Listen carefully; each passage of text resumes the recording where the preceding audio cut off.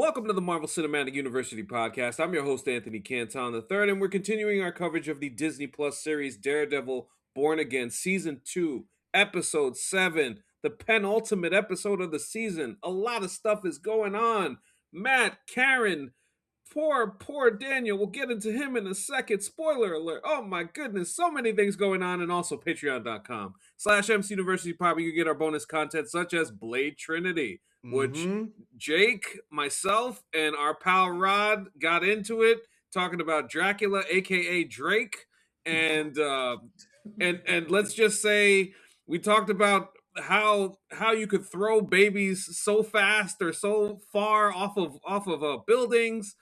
We got into Dracula being a regular dude and Ryan Reynolds just all over the place. If you want, it's a very fun episode. A lot of fun stuff happened in it. If you want that and everything else that we got behind the wall, $3 for that and our Discord and every single episode that we've done over the past now close to 6 years of this show.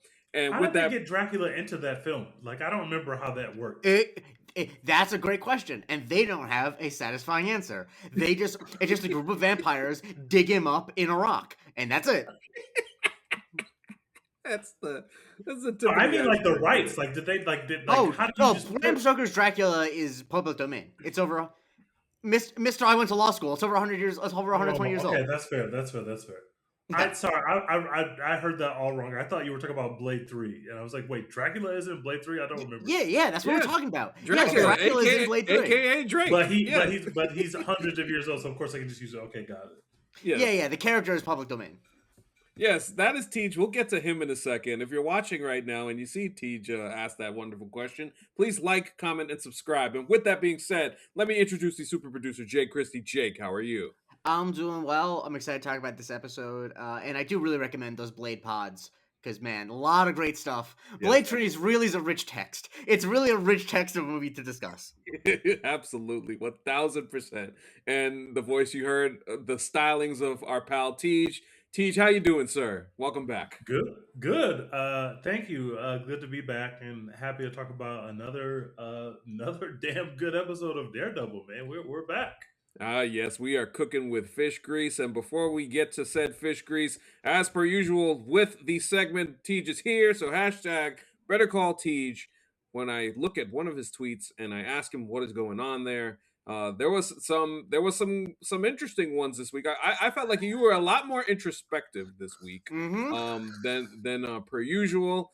I'm gonna leave one of the subjects for maybe like another time. But this one is topical because it seems to be something that can't escape the chat that we're in together. And it's Teej saying Diana Rossini literally dying with the lie is hilarious. She never gonna admit that shit.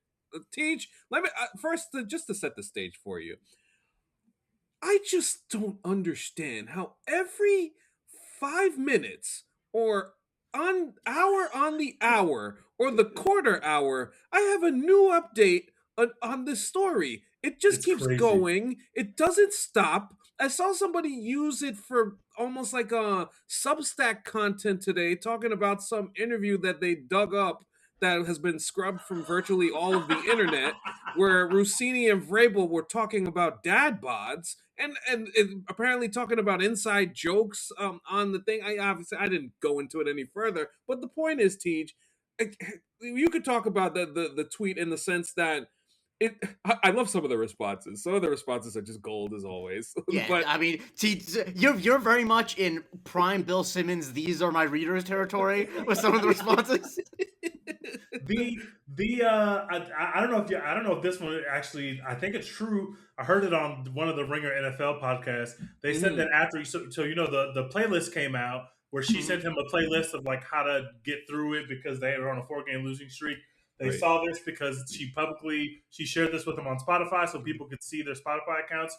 She deleted her Spotify account. She sent it to someone named quote unquote Mike. Apparently Mike changed his username to I think Ty Carr because his sons are named Ty, and so like he changed his name, but he changed it to something that people are still like, yeah, that's probably Vrabel. Like you didn't actually just change it to anything else other than something that could. These people do not understand these people, it's like every day there's more and more stuff because they went through basically no security checks of how to hide this from the public. They were not trying to hide this from the public at all. It's insane how much information there was out there already about her marriage, about her relationship to him, about things that she's been saying about him, the thing about the kid being named Michael. Like the whole thing is just it's crazy, man. It has mutated into something that I never would have thought at the start.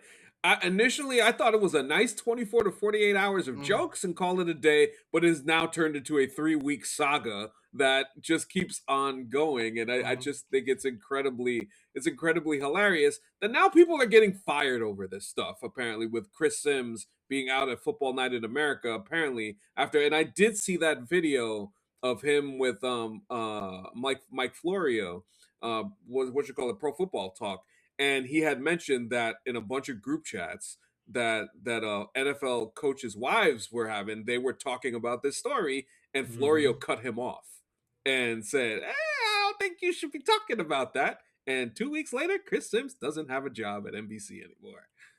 Well, goodness now gracious. 2 people we know that have been fired over this because the woman who apparently had some beef with her basically took a victory lap on I told y'all about her a long time ago and we've always known it's like once you get to the point where he's in Utah buying something from the gift shop and the paparazzi are on him or somebody is photographing him, buy the I'm sorry gift for his wife. Like what? Everybody's just got to try to stay a little bit more low profile, but it's not working out that way. It's a lot, man. The walls are certainly closing in on them, and the walls are closing in on Matt Murdock and Karen Page. Boy, this week there is a lot happening on this show as we get to the end of it. I just want to start with this to as a question to you, Teej. In this episode, like just generally speaking, what is the number one thing that stood out to you that interested you the most about everything that's going on? So first of all, I wasn't on last week, but last week's episode was just phenomenal. So going into it, I was like, I don't even know where we're going now. But obviously, the most interesting thing was our we lost one of our characters, and that was the most interesting thing from this episode because I was really interested to see how they were going to wrap that up, especially now, knowing that the fact that there was at least some internal changes about how they were going to end that storyline, or at least how they were going to deal with one of those characters who died in this episode. I won't say it yet. I don't know if there was been a spoiler. No, you'd say this is a spoiler show always. Okay, spoiler show. Let's talk about it. So Gandolfini's character is dead. Yes. You can quibble with the fact that he probably knew he was going to die, and they tried to do it in a way that made him heroic. But why do you go in that? As soon as he walked into the apartment, it's like the lights aren't even on. It's like dark. I'm like, I couldn't think of a worse possible place to be with someone who I think is going to murder me. I'm going to try to get this to be in literally anywhere. Can we be literally anywhere else? But he's got to die, and I kind of like the way they wrapped up the storyline with him and BB. I never bought for a second that he was going to actually drop her off there when he gets her out of the car, and he's like, now I can't have you know that I buried this body. It was like, he's not going to fucking drop. They're not going to have him drop off this black woman to be butchered by this white man. Like, that's not going to happen. So that he's going to end up taking the fall for it. But I didn't know he was going to die right now. I just figured he's getting his ass whooped, and it's like, okay, they're going to find a way to keep him alive, but he could end up dying. It was like, no, we're offing this guy right now. Great decision. I think that was the better decision of the two that they oscillated between. Definitely the better decision for the story. And we've kind of been talking about this since the first season, and especially in the first season that is real hit or miss. I just think Gandolfini's been doing a really impeccable job on this show. He's been great. In the beginning, we didn't have much to do. I was like, this guy is doing something. And so this episode, we get to say goodbye to him. And I just really, really loved his performance in this episode. And the second thing that really caught my attention in the last 2 episodes are, I don't think I've ever given props to the actress that plays Karen. Not that she's ever been bad, but she's not. That's not why I watched the show. The last 2 episodes, I think that she's been out of this world good. Like, I didn't know that actress could go to those levels, and her scenes have really arrested me in the last 2 episodes, specifically because obviously the writing is good, but her acting in these scenes is just she's giving me a lot, and so those are the two things that really stuck out to me in this episode for sure. And an episode that had a lot of things going on. Okay, so what I'll do is I'm going to play off of what you just gave us, and I'm going to throw it to Jake. Jake, as far as the Daniel portion of it is concerned, I will say this much: the BB storyline, from just the simple logistics and morality clause, I would say she was a awful friend to him, just awful, absolutely terrible, and she's very fortunate that he had enough care for her to get her out of that situation as far as that was going. But I think the Buck portion of the Daniel relationship was I loved a little bit of struggle. There was a little bit of a Nino Brown without the spice at the end there as he was trying to try and struggle with the whole idea of killing him. And to your point with that story about whether they filmed two separate endings and thought of writing dialogue for him for the final episode and letting him continue. I think this was the proper decision. When you write a story like this with a character strong, it provides real stakes for this character to not get out of a situation that is literally impossible.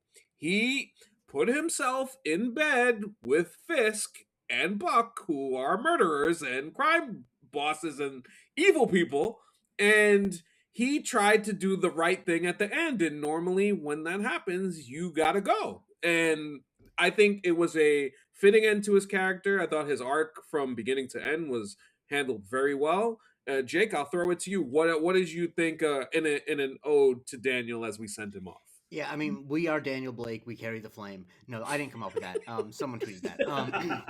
But no, I think he needed to die, and I know that because when I was watching the scene where he's getting beaten up and Buck pulls out the gun, I had the thought of it will be a cop out if they don't kill him here, because the decision that he makes with BB, he knows, like, Teej, you say, like, why does he go in there when it's all dark? I think the moment he lets BB go, he is resigned that he's going to die. I think that he, like, hopes that maybe Buck will see the light, but I think he knows he's going to die. And I think the reason he goes is because he doesn't want to spend the rest of his life looking over his shoulder. He's like, I'm going to die. I don't want him to kill my mom or whatever. Like, and his storyline is about, it's a cautionary tale about getting in bed with people like Fisk. Like, that's the whole thing. That I really liked. I mean, the scene that he had with BB at his mom's kitchen table earlier in the episode. That was the most he ever reminded me of his dad. Just like him, his listening face is so close to his dad's. Like, it's really nuts. But when BB was basically giving him a read about, like, you're in a fancy apartment now with left Staten Island, like it kind of like putting in perspective of like you traded all of that you traded all of your morality and you're in the situation because you wanted that, and like how low is that? But of course, to him, that's a huge deal. Like, and that's kind of the tragedy of the character, that he did actually make it up in the world, but he wasn't a monster, and so he was never going to be able to really solidify his place there. You can get up a couple rungs on the ladder if you're willing to like ignore your morals, but if you have any morals at all, the only way your time is finishing is you're getting pushed off the ladder. You can't just sit comfortably there if you're going to tie your wagon to Fisk. And so I thought it was really necessary for him to die, especially because, like, I think it's necessary for Buck to actually be ruthless. Because Buck does feel bad, but Buck is a hardened killer. Like, I would not have believed it if Buck was like, get out of here, I'll tell Fisk I killed you. Like, because that was the alternate idea they had. I wouldn't have believed that. Yeah, I would agree. I would say no. I also think that the way it plays out, I totally agree with you, Jake. Like, it would be a cop out. You would say this is Disney bullshit that this character is not dead. We've all seen enough mob movies to know what happens to the bad guy who tries to go good in the end because he doesn't have the stomach to keep going. I will also note that while I agree that BB was a bad friend to Daniel, Daniel was also a bad friend to BB. Yeah. Like, going to work for the guy who murdered her uncle. Like they had that dialogue, and he's like, I didn't know that. He's like, okay, well, I guess I kind of did know that, but like, okay, fuck that. Like, we've both been bad friends to each other, but like now we've reached a point that one of us is in front of the barrel of the gun. He chooses for it to be him. I'm really interested to see what we do with BB now. I will also note that we haven't had one of those little BB cutaways in like 2 episodes, and thank you guys for that. Yeah, they obviously listen to this podcast and know how much I hate them. So I'm very glad that we haven't had those. And we don't need to do another one to do a memorial for Daniel. Let's have her just sit in an intimate moment and figure out how to process her own feelings about Daniel. I know she's going to go there and do some journalist shit and turn up. but we don't have to do more BB from the streets about Daniel. Like we don't have to do that anymore. Also, I should note that the actress that plays Karen, I didn't say her name because Yeah, Deborah Ann Deborah Woll. Ann Woll. Yeah. Ann Wall. Yeah. I mean, Props to her. Yeah, I mean, she really has been great these last couple episodes, and I think that it's. I mean, the best scene of the episode, in my opinion, is the scene with Karen, and Heather. I think Man. is just like It's I mean, amazing. one, Titillating. It is AC, you said titillating. it is. I try to restrict my horniness on Maine to dry comments, and so I'll keep. I mean, That was hot. absolutely. Yes. And I think that she, like, yes, Heather, slapped her and she, has got some lines, but man, she really, like, you think that Matt Murdock has nothing to lose? Karen is just like, no, I does not give a fuck. It's great. It is the attitude throughout this season. This character has been written so strongly. I feel this season, in taking the stuff that we knew previously and bringing it into the fold here, has just, because we have so much background, and because Heather mentions the brother. Whenever you're thinking back to that episode from season 3, and it's like, oh shit, she really going there too. So that's where you have that back and forth, and Heather was so bothered by that line at the beginning talking about being with Matt. I was like, whoo, You came in here and rubbed this in my face. Like they first of all, a very well acted scene, like an incredibly well acted scene. Also, 2 very horny episodes back to back for Heather. Yes. Just absolutely love that.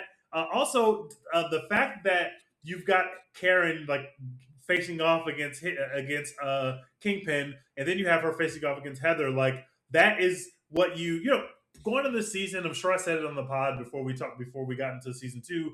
I was kind of worried about what the offense looks like. And last year they had an offensive problem because Foggy was supposed to get you 25, and then Matt's supposed to get you 35, and Karen's supposed to get you 20 points. Well, now Foggy's gone. Like Foggy is dead early in season 1, and I thought season 1 really struggled about who's supposed to pick up the offense in his absence. And it's clear that they were able to go into this season and put more weight on Karen, because what they have done with this for her character for the entire season, the way that she's written, the kind of emotional highs and lows that she's experiencing, the way that she's processing the same events as Daredevil, but she's coming to different conclusions. They've just done an incredible job writing that character, and it pays off when that character has to have these 2 big showdowns in this episode, plus an amazing moment with Daredevil where they are saying what the plan is, but their chemistry is so good they don't have to vocalize it, and what's going to happen based on their conversation. They don't even tell you what's going to happen. I just think that across the board, this episode and this season, they've given so much for that character to do, and she's just knocked out of the park, and it just makes the show better, and she's crushing it. Yeah, it's something to be said when the performance matches the writing, and when the writing is strong, the performance comes together and it coalesces in a way that's really incredible. And I felt like throughout, you mentioned the Fisk scene when she goes to him like, "Oh, I've never seen you scared before," and then Fisk. That's a heat check. She was heat checking this whole episode. She's just like, I'm getting shots up. I don't care, guys. And Fisk, let me tell you, Fisk. One thing about him in this episode that was interesting to me is, and somebody noted it I saw online, was that it isn't the irrational "I'm angry" anymore Fisk. It seems to be somebody who has completely lost his humanity and is just cold and calculating to the point where, I'm going to get this done regardless. Oh, the governor doesn't agree with me. Let's just kill her. Let's just get her out of the way. Like, all of this is now getting into a place where he absolutely has to be stopped. One way or another, this has to end for Matt and Fisk. So, like, with that, I mean, him choking the life out of Karen, and at the same and then at the same time, like, her kind of taking it and standing up to him at the same time. Very great moment in a season full of great moments. So yeah, Karen Page to that point has been awesome. I'm just really, really excited to see how her arc this season concludes. And we can get to the Matt portion of it all, because Matt interacts with a lot of different people in this episode. We see Matt back in the courtroom to help Karen in court, and Matt interacts with Jessica. Jessica, who I'll get into a second because I want to get into this Mr. Charles stuff because that does have some interesting connotations for next week. But as far as Matt's arc, him not only coming back into court, I feel like it wasn't said here and it wasn't verbalized and it wasn't stated here, but I do feel like him exposing himself in this way is not great for him No. for next week.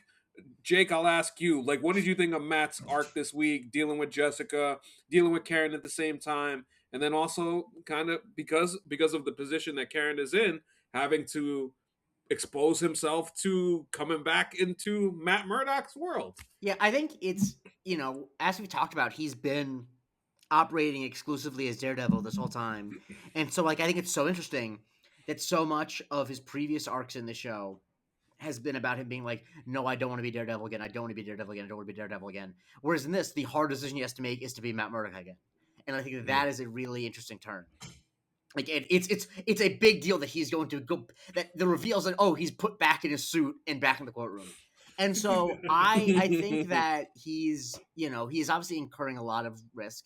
I mean, the fact that the cops are straight up just shooting at him in the parking garage, ostensibly underneath the courthouse, is like that's also how you know that Fisk really has like lost it. Like that he not so much lost, but he has no restraint. He's just like, I mean, it's the whole thing of like, this is what happens with dictators in the real world, where like when they try to like play nice generally and like try not to, because dictators generally try not to just shoot everyone because then they get overrun. But at a certain point, they're like, well, the only way I can hold on to power if I just shoot everyone. And like, I don't think Fisk in episode 2 is telling the vigilante group, the anti-vigilante task force, to open fire underneath the courthouse. But now he's like, fuck it. Like, the only way I can win is through like killing everyone. So I think that really causes him a lot of risk. I think obviously he's putting a lot of risk about being exposed as Daredevil because what's his explanation as to what he was? I'm interested to hear what he told Kirsten because she's got to know something that's up. She's not stupid. Yeah. And also like there's got to be some you can't just disappear for 6 months, especially as like you're a missing person, and dollars are being spent to try to save you. You have to explain where you were. And so even if he makes it out, without any damage beyond getting shot, he's got a lot of hell to pay. But once again, this was always going to have to happen. Like, the question is, what was his plan if he didn't have to do this? Because, like, it's like, I'm going to have to be Matt Murdock again. Yeah, eventually he was going to have to do that. And so, I think it's really interesting. I think it's kind of hard to tell. It's kind of inscrutable, but I think that surprised Fisk a little bit. I don't think that Fisk expected that. And I don't think Fisk...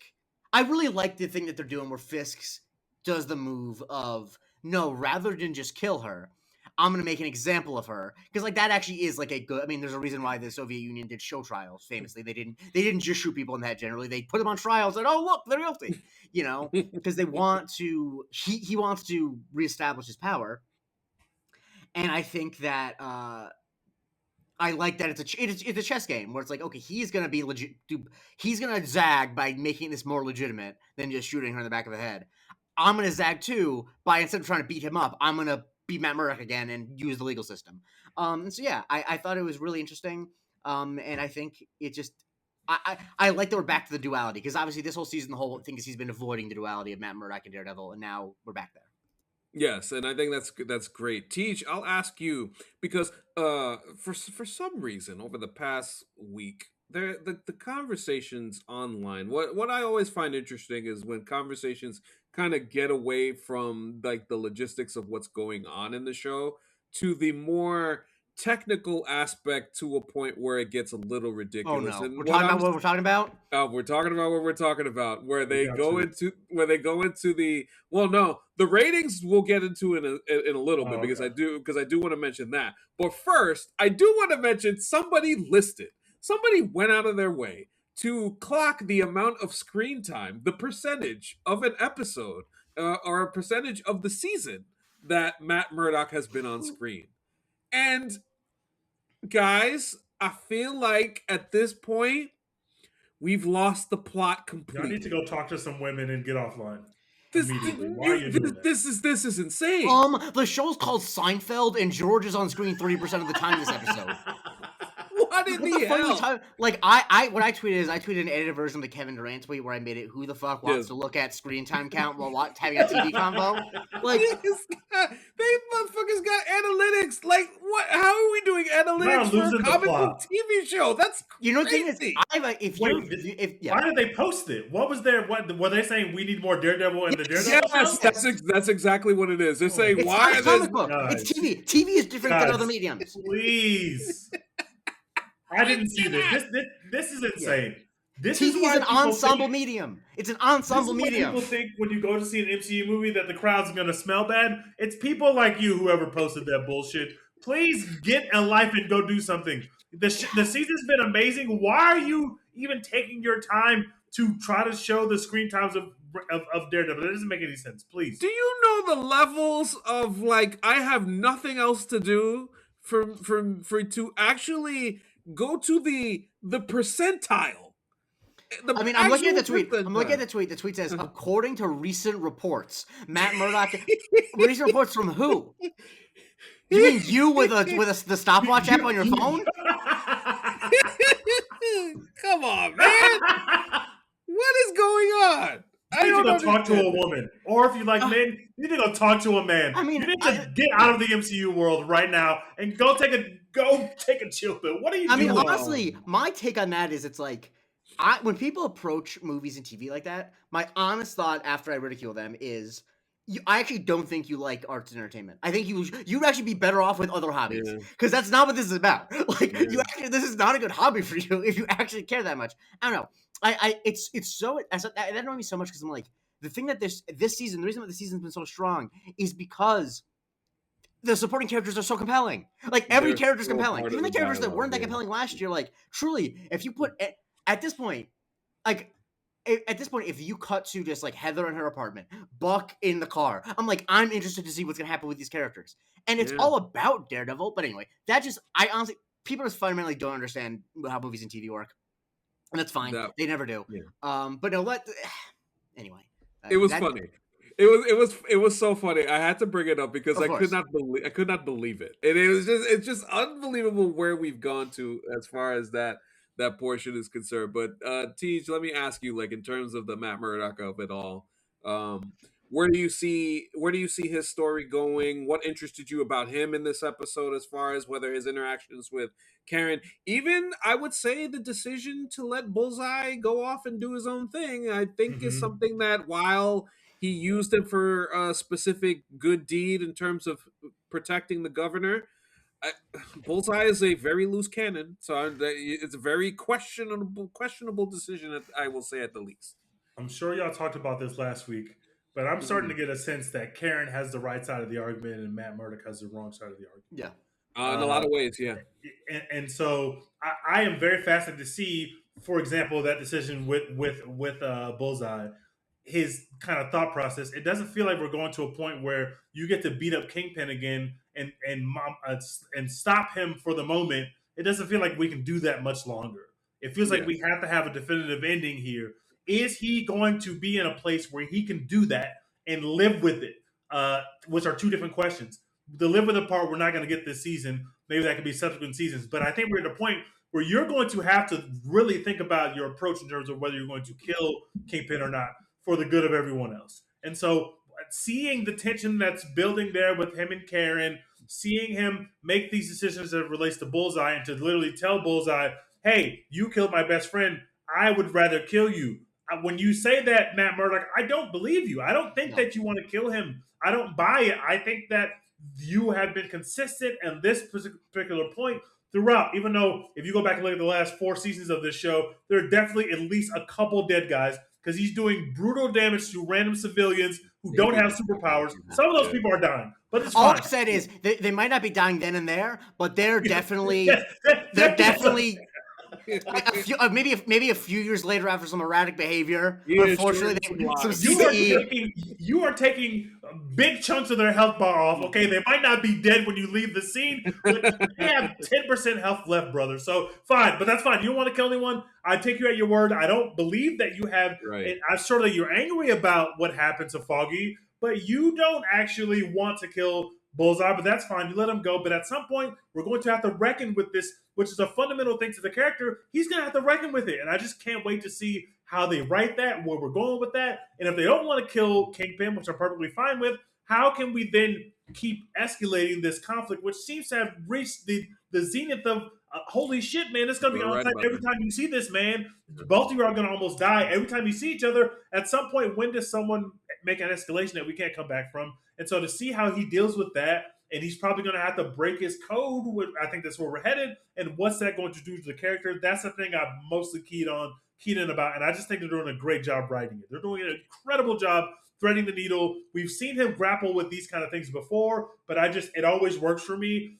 And the superheroes that don't kill people, the Batmans of the world, it always works for me when you start to weave in, hey, the smart decision at some point may be to violate what you think that your rules should be for the greater good. I'm interested to see how they resolve that. Both Fisk and Murdoch have pushed the chips all the way into the middle of the table, and somebody's got to win, or, as I've been saying this entire season, mutually assured destruction. Where, as you talk about Teej last week with them fighting, and Fisk goes, "You're not going to kill me. You're not going to arrest me. What are you going to do?" And that question still dangles as we have one episode left. And clearly the lengths that Matt is going to, and as I said earlier, exposing himself by bringing himself back into the courtroom when a lot of people could just ask some questions and be like, "Hey man, where were you all this time?" just simply as put as that presents the issue overall, that even in the takedown of Kingpin, whether he goes to prison or just mainly getting him out of the mayor's office, what happens next for Matt in that instance, and not only just the killing somebody aspect, but just also the I gotta pay for this, for everything that I've done and everything that I've put myself in position to this entire season. That is where the next episode, to me, I'm very interested to see how they close that loop. Because yes, the Fisk and Matt thing has been done it's been done well, but it's been done a lot.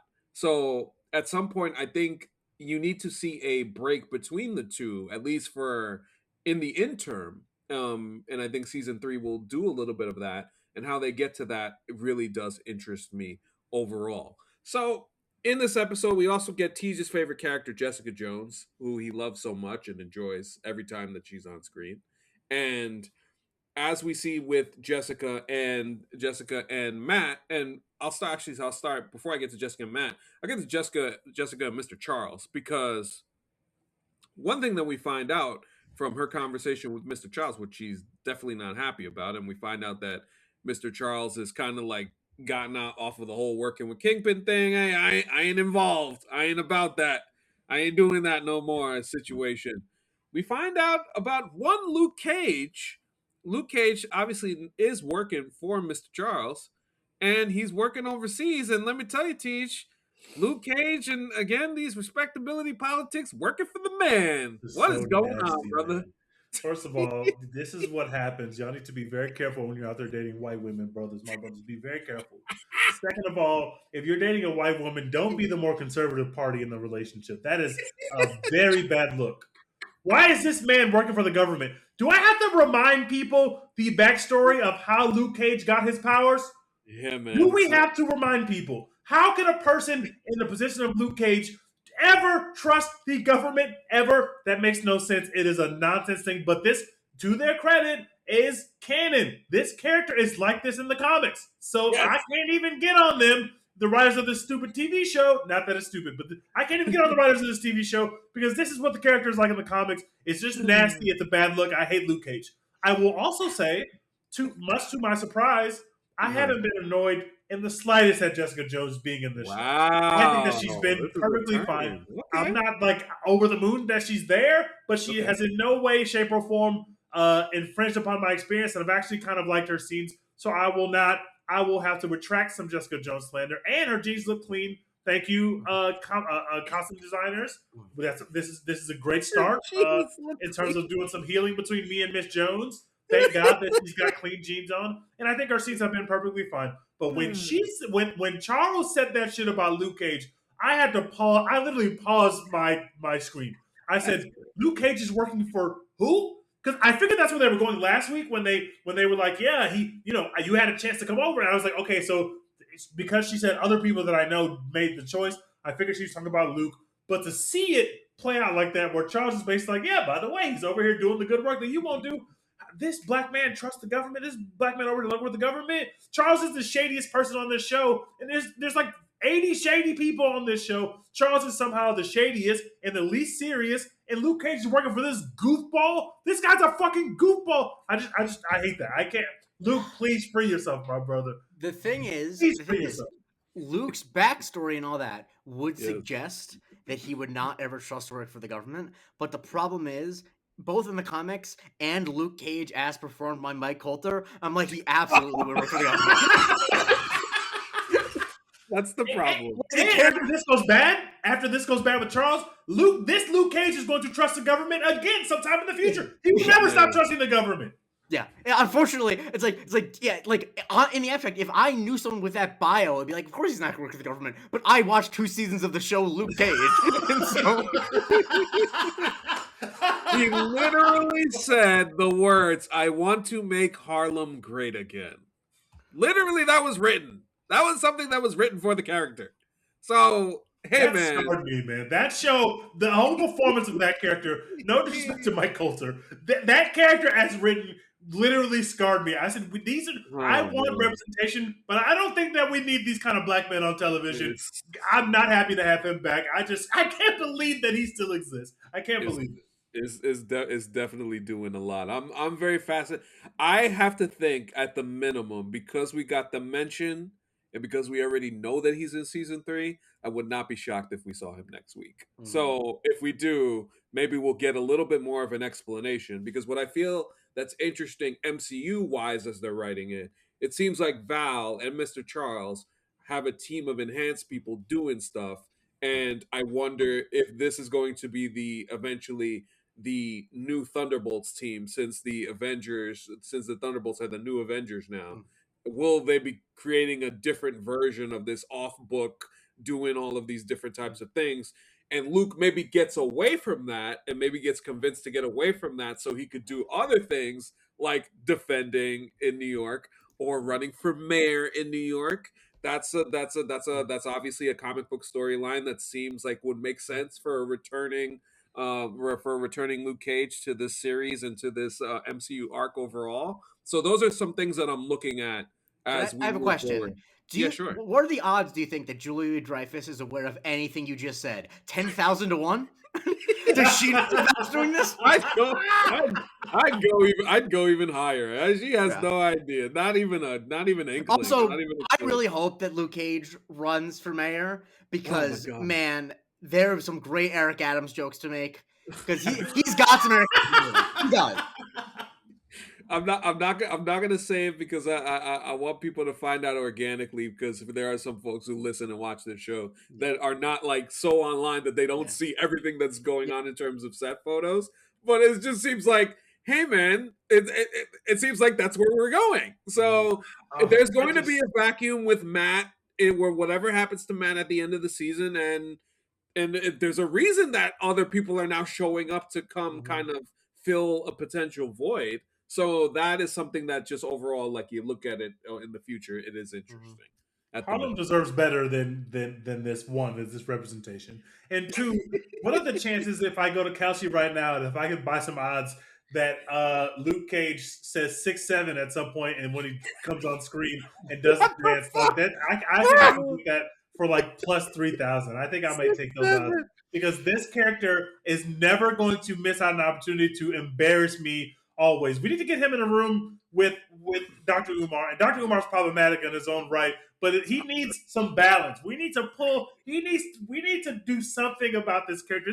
This character's got to sit down with somebody Ta-Nehisi Coates. He's got to sit down with someone to save this character. Oh my Lord Jesus! I'm not happy about having this character back in my life. We gotta put Luke Cage on It Is What It Is at least one time.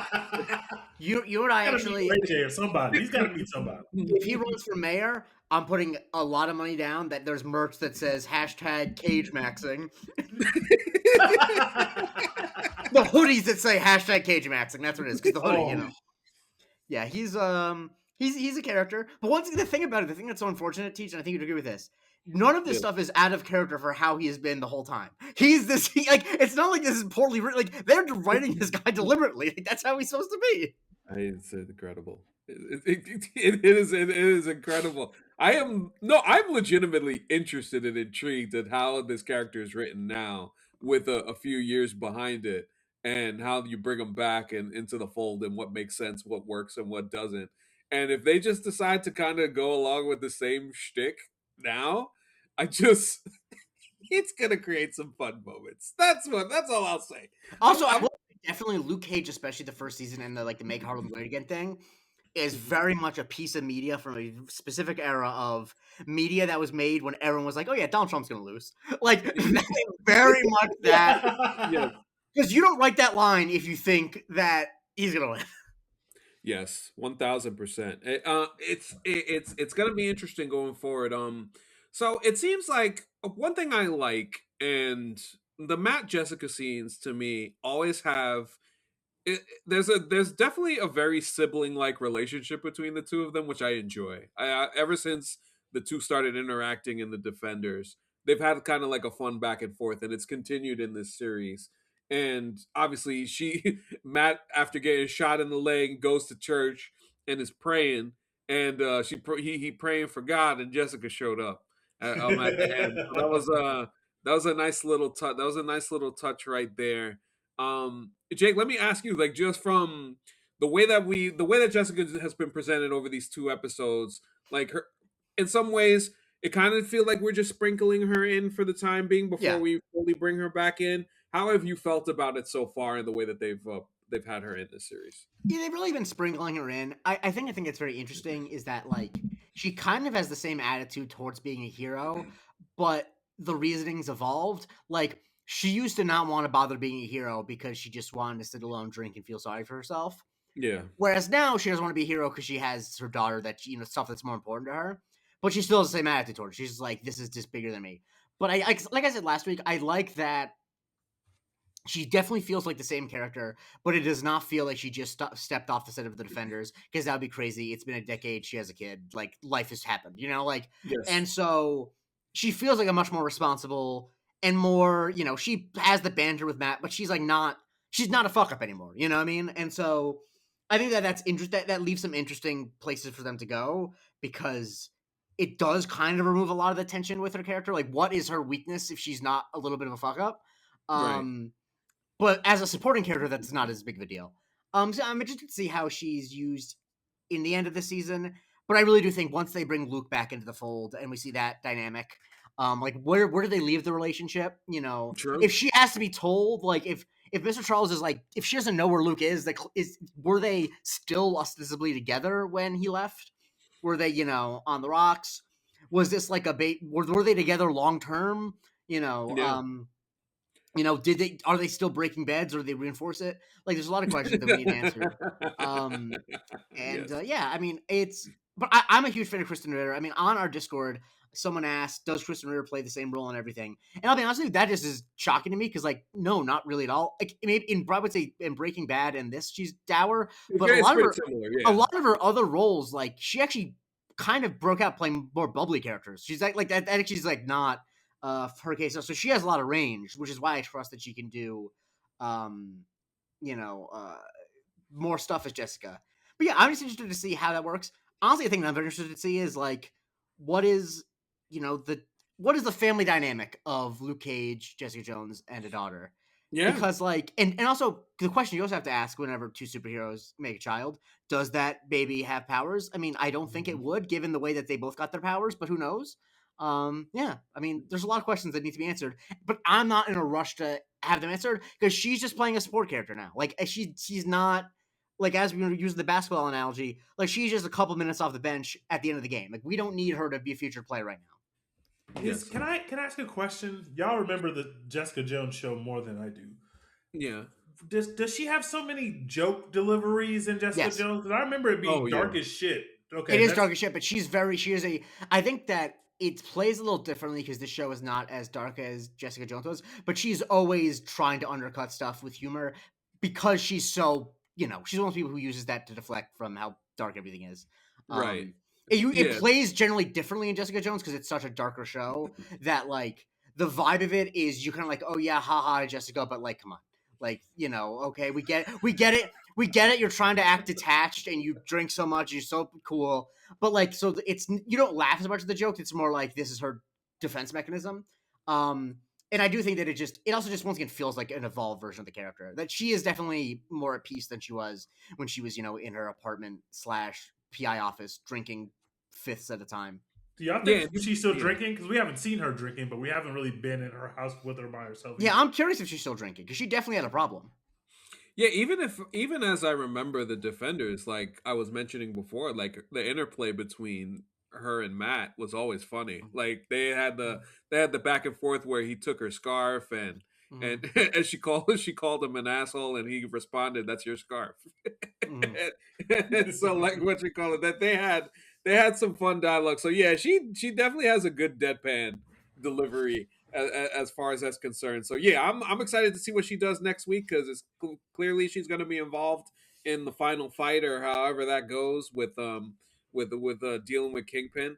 And let's spin this forward because we have one episode left. So Teej, I'll ask you what interests you. I'll ask you a 2-part question. What interests you the most about this finale, and what's something that you personally like to see in the finale? What interests me the most is how are we going to resolve the Kingpin Matt Murdock thing? Because that's one of those things where I hate you, let's die together. Like when they had their big fight scene last week, I was like, yeah, so these guys just are literally willing to risk everything just to win this fight, and that is the type of time both of them are on. Now you have literally imprisoned the love of my life, and also on the other side, you are at least partially responsible for the death of the love of my life. It doesn't feel like we're going to be able to have another superhero fight where they both get hurt and go their separate ways until next season. So I'm interested to see how exactly they resolve that. What was the second part of the question? Second part was if there was one thing that you personally would want to see, like you could be obviously interested in how that storyline resolves, but if there's something like off the board Yes. that you want to see, what do you want to see? I want to see the most off the board thing, which is I want to see the resurrection of Foggy. I don't know how you do it. I want Foggy back in this show for season 3. If we're getting have to deal with fucking Mike Coulter, the least you can do is put Foggy in season 3. That's what I want, and I want to see, generally speaking, how do we lay up everybody's storylines into season 3, which I would imagine is going to one be great, but also two regain some of the audience, hopefully, because this season has been a really, really, really good season of Daredevil. There hasn't been any filler episodes. There hasn't been any episodes where I'm like, what are we doing here? There's some other shows, maybe another comic book movie show, a comic book show that is in its last season that may be spinning its wheels a bit, and people are starting to notice that. Daredevil did not do that. It's been a very great season. It's probably going to be a phenomenal ending to the season, but I want to see how we wrap things up in a bow so that we can set up season 3. Yeah, I would. I think that that's pretty fair. Yeah, well, that other show we definitely have to talk about at some point. But Jake, how about you? The same 2-part question. What spin it forward for me? I mean, you mentioned you already said this stuff with managers. The thing I'm interested in, and I want to highlight this because if you would have asked me what Heather will be up to in season 2 of Daredevil Born Again, I'd be like, wait, she's coming back. Why would she? I would have thought she just wasn't going to come back because she didn't see that important. And I'm absolutely fascinated to see how she becomes Lady Muse because that's I'm always so impressed if you can take a character that I don't care that much about because Heather was interesting to me insofar as she was Matt's foil, but I wasn't interested in her as I'm actually just shocked that they're convincing me that she is going to become a mass serial killer after being the voice of reason to Matt in season 1. I mean, the shot someone pointed out on Twitter, when she's talking to Karen, where you see the muse in like her mind behind like a glass wall. Someone pointed out the restraint of just keeping it out of focus. I'm like, that's actually how you know the show has confidence, because like they're not hitting you over the head with it. Like it's out of focus, it's in the background, but it's not like there's not a big music sting. There's not like, and so I'm interested to see like how does things fully fall apart for her. And whatever happens with Fisk, what happens with Buck? Like, I think that making those two characters that are interesting has been a real Herculean feat with the season. Off the board, honestly, the character I want to see, and I forgot to mention this last week, or maybe the week before, I was really pissed off, or maybe I did mention on the pod, when they said to Bullseye, yeah, we have a nurse. And it was, what's her face's aunt. You can't say you have a nurse and not bring back fucking Rosario Dawson. We need her back. That was crazy. I'm like, how do you do that? But yeah, that would be the off the wall thing. Because I mean, mostly because I know a lot of stuff that's happening in season 3, so I can't, in good conscience, say like I want Luke Cage and Iron Fist back, because like I know that's happening. But yeah, but I'm just excited to see like what also like from the allegorical point of view, how does the Fisk regime end? Because they've done such a good job at reflecting the real world and reflecting real fascist shit. And I'm interested to see like how did this, because it's got to come to it. Something's got to happen. Either he's got to turn New York into like a literal like militarized state, or he's got to lose his job. And I'm curious how they end up doing that, and whether it feels like whether they drop the ball in terms of it being a good allegory. He could also just stage an assassination attempt and hope that could gain him some political favor. I hear that's the thing that happens. I mean, but if this is a reflection of the real world, then his poll numbers actually would go down. At least he would get the ballroom. I mean, good God, man! Like, yeah, I just wonder, man. In New York, we need to build a ballroom for Grace.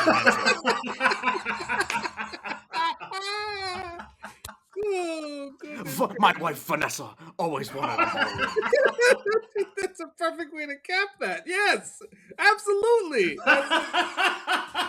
You can totally get away with something like that now. Oh my goodness. Yeah. Yes.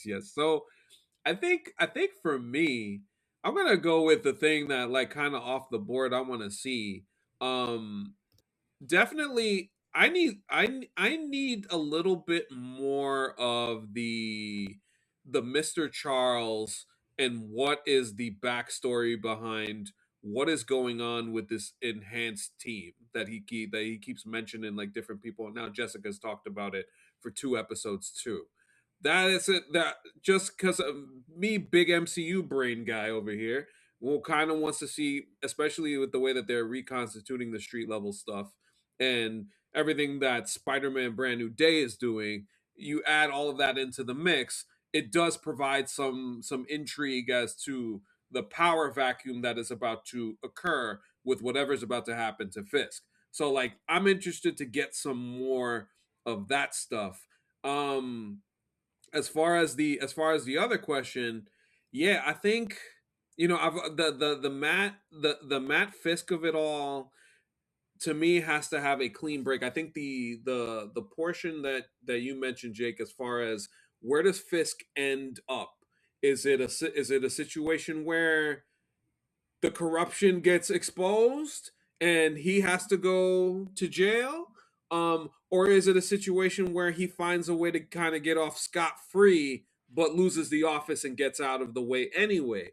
That, like, how they decide to tell that story, I think is important for the way, because everything has been written pretty strongly this season, and I'm pretty happy with everything, the way that everything's goes. But I need it all to also land. I need it to land in a way that makes sense in terms of where Fisk ends up, as far as like his story goes, because I think it's important that you need to define clearly to me: does he lose everything or does he lose everything?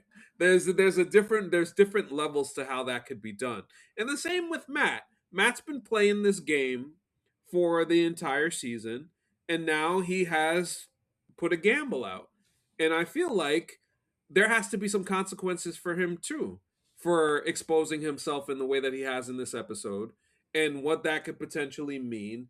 And there's a reason that these other people have to come in to kind of help out.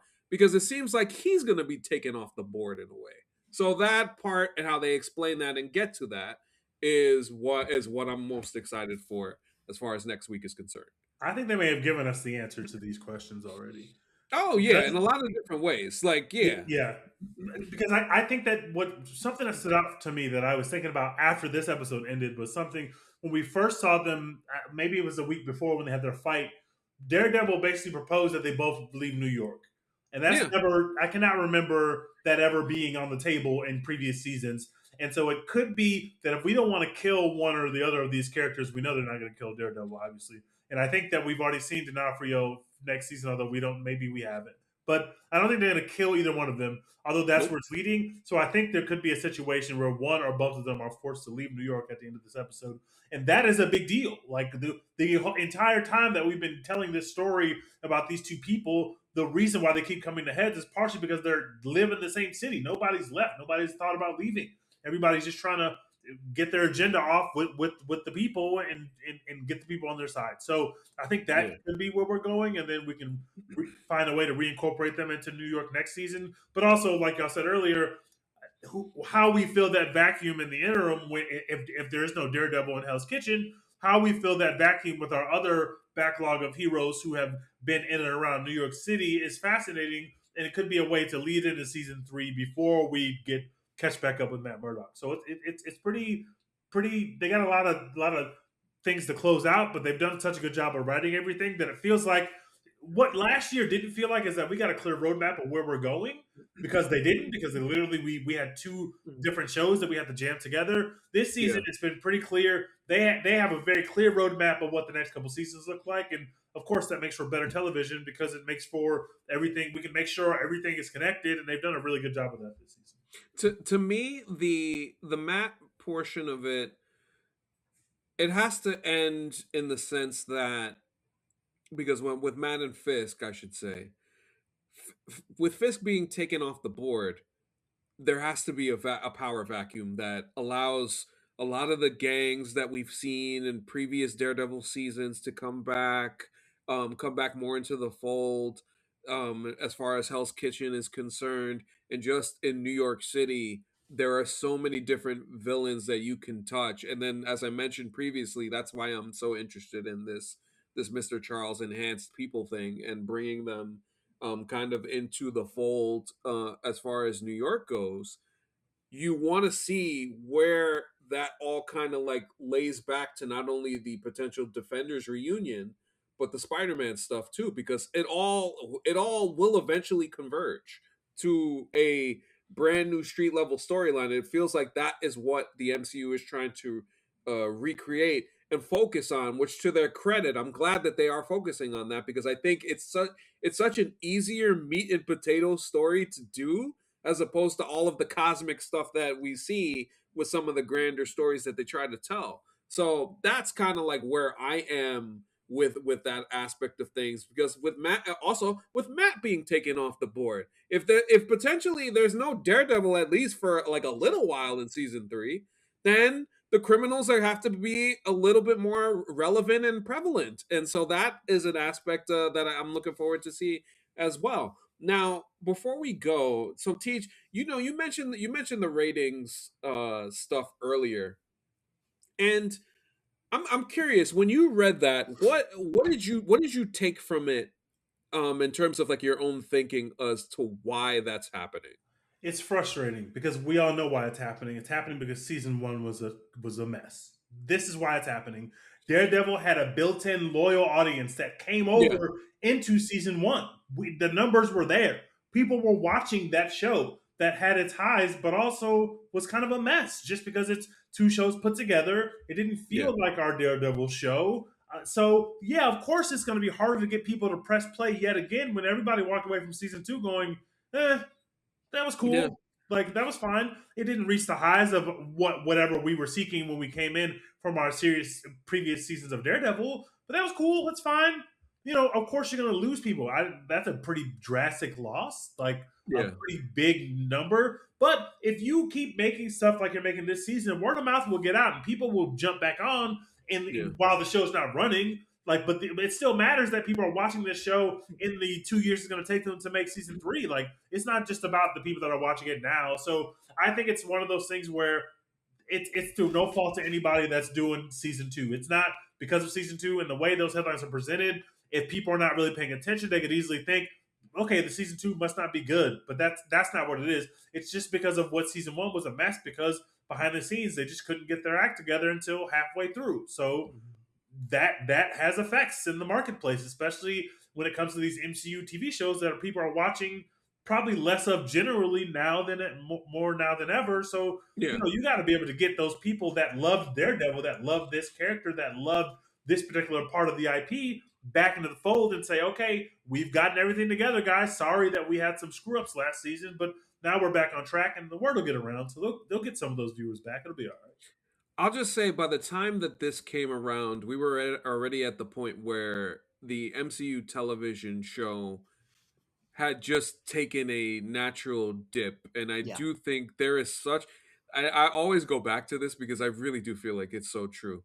The stink of Secret Invasion was just so stinky. Mm-hmm. It was stinky on a level that you could not fathom, that of the levels of how bad that was. And I think by proxy, everything else has suffered as a result of it. Because I believe that the way that Echo was released, the way that Ironheart was released, all of those things I can definitely make arguments about, of how those things were poorly handled. And by the time you get to this is, to your point, the same thing with the season 1 overhaul and everything going on with that. So you have, when you add all of it together, it's just a group of events that happen to occur similarly, and it creates this entire thing where right now I would say people are very excited for Spider-Man and very excited for the Avengers. The rest of it, people are kind of like very meh. And that's just something, like, if you're not a diehard right now, you're not like locked in. This is something that I can get to at a certain point. That's a lot of the things that you tend to hear about stuff like this. Oh, Daredevil's really good. Okay, I'll watch it at some point. I'm not going to watch it right now, but I'll watch it, or I'll binge it. Like, there are some people whose TV habits have changed forever. Well, that part too. That are just used to doing it this other way, which it's so funny that Netflix is kind of, to a degree, has reversed course on this in their own way, to kind of get it back to the old days. And Netflix created, I think, a problem for everybody, generally speaking. So that's kind of where I sit as far as that ratings thing is. But I mean, to your point, the quality of the show this season has been great. I've really enjoyed it. They've done a great job, and I feel like they have not missed since the season started. And Jake, just do you have anything to add? Things. One, I think that anyone who uses ratings as a cudgel to make the point about a TV show being good or bad is stupid, because so many ratings are not a reflection at all. Like, more people watch Young Sheldon than watch Succession. Like, it's just not how it doesn't matter. Right. But I think that's the a thing really is good point. that and also I made a promise, because this is a important piece of J. Christie lore, is I lost so much time sleeping, and I was so stressed at the age of 16 paying attention to Community's ratings, because I was afraid it was going to get canceled. It's my favorite show of all time, and it had always had bad ratings and was always on the cusp of getting canceled. And I was on the fucking bus going to school, looking at my phone, looking at like the ratings websites, like, oh shit, it only got a 1.7. I don't need to do that again with my life. I don't give a shit. You know whose problem it is? It's not my problem. Like, especially given that season 3 is already in production. When there's a possibility of season 4, then I might worry a little bit. But you are not going to get Jake Tyler Christie to worry about ratings again. I did that once. I'm invoking the middle name. Wow. You don't understand how much undue stress me worrying about fucking NBC's Thursday night ratings gave me. And if you're like, Jake, surely you didn't do that at 16. Do you know me? I've been this way my entire life. So, like, no, I'm not doing it again. When I see ratings numbers again, I get a chill down my spine. I'm watching it. That's all that fucking matters. Well, I mean, that's pretty damn well said. I just think overall, like, you keep making quality stuff, the people will come back. I think there's enough fans who really love Daredevil that And also if you keep bringing these folks back, and also like I said, you fold it into the Spider-Man stuff. Let me tell you, you got, it's gonna work. I think eventually it will work. It will catch on, and I have said 2026 is a huge year for the MCU. They need them movies to hit, because then it'll allow people to come back into the tent and enjoy the rest of the other stuff that they have going on for the rest of the year and so forth. So we will bid you adieu, and then we will talk to you next week about the season finale of the show, which we're all excited for. I want to thank Teej for joining us once again, my brother. Teej, where can we find you and follow you, my friend? Tweet less underscore humble Teej. Yeah. And this, first of all, thank y'all for letting me come on and talk about this show. Of course. Y'all know I was, of the three of us, I was the most pessimistic about what we were going to get for season 2, and I'm just blown away. And I just want to say that I am more than happy to have been wrong about what they were giving us this season. I've really enjoyed this. I wasn't even looking forward. When I clicked play on episode 1, I was like, I'm kind of excited, but my level of excitement was easily the lowest it's ever been for a season of Daredevil, which is a show that I absolutely love going back until we got last season. So even me, a diehard Daredevil fan, somebody who watches, unfortunately, all the MCU shows, although I did think I missed What If Season 2. I think that's the only thing that I missed. Would you believe that there was a season 3 of What If as well?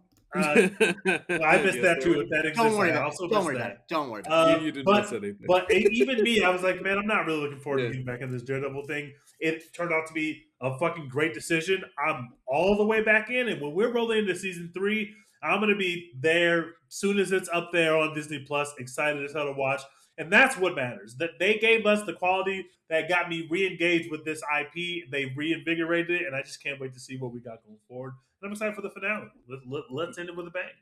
Yes, I agree with that. Thank you, sir. And Jake, where can we find you, my friend? You can follow me on Twitter at @JChristie, on Blue Sky @JChristie, and I'm still doing the museum of Twitter every single day on TikTok. Speaking of Daredevil, I might be doing a tweet related to the show Daredevil on the night of the finale. Wink, wink, nudge, nudge. There's a famous tweet about Daredevil that I've been saving for this. So tune in next Tuesday at 4:30, and you'll see that. Wonderful stuff, man. Of course, you can follow me on Twitter at AnthonyCanton_3. Follow me on TikTok as I chronicle the Knicks playoff run, which has definitely had its ups and its downs so far in this first round, but hopefully we're on the upswing. We need a closeout in Atlanta tomorrow, hopefully, or as you're listening to this today. And man, it would be nice to get that series over with so I could get a couple of days and get the stress off, because this feels like it's going to be a very stressful playoff run for sure. So you can follow me on TikTok there, and you can follow the show on all platforms at MC University Pod. Subscribe to the YouTube channel, subscribe to the Patreon. As I mentioned, we got Blade Trinity, we got subscriber mailbag, and we will be doing a new franchise coming up soon in May, which our patrons vote on. So if you want to take part in that, become a Patreon and get into our Discord, and so you can have a fun conversation with our many patrons and our friends. I want to thank everybody for listening, watching, and supporting. For Teej and Jake, I'm Anthony Canton III. This has been Marvel Cinematic University, and we will talk to you next time.